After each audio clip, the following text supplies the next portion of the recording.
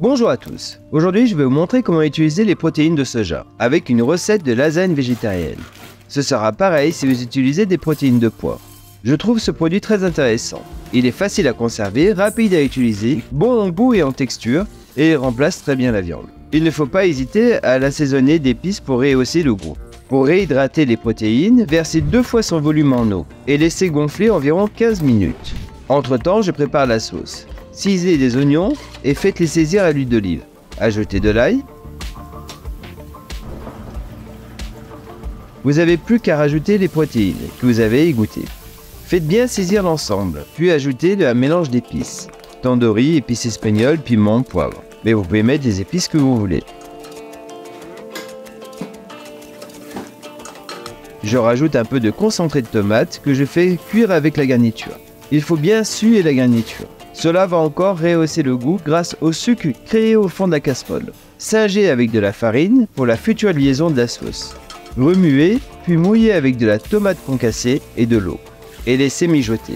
Il faut du temps pour avoir une bonne sauce tomate. N'hésitez pas à rajouter de l'eau s'il en manque. Passons à la béchamel. J'ai besoin d'une béchamel pas trop épaisse. Je fais donc une béchamel à 70 g de farine pour 1 litre de lait.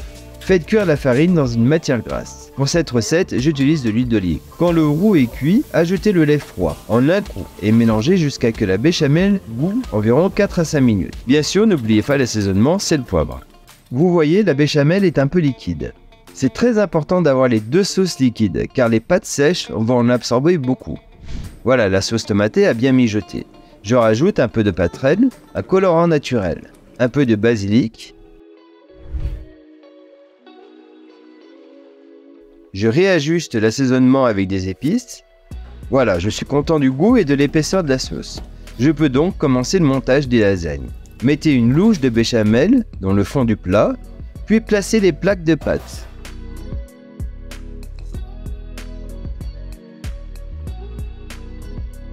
Versez la sauce que vous étalez. Nappez légèrement de béchamel. Mettez de la mozzarella. Et faites la même chose pour le deuxième étage. Puis finissez avec des pâtes et une grosse louche de béchamel par-dessus. Au four à 180 degrés pendant environ 20 minutes, puis 160 degrés encore 20 minutes. Je trouve que les lasagnes sont meilleures si elles sont refroidies puis réchauffées. Vous pouvez d'ailleurs plus facilement les couper si elles sont froides. Voilà un plat facile à réaliser mais très gourmand. N'oubliez pas de vous abonner et le petit pouce si vous avez aimé bien sûr. Je vous dis à bientôt pour les prochaines vidéos, merci et bon appétit!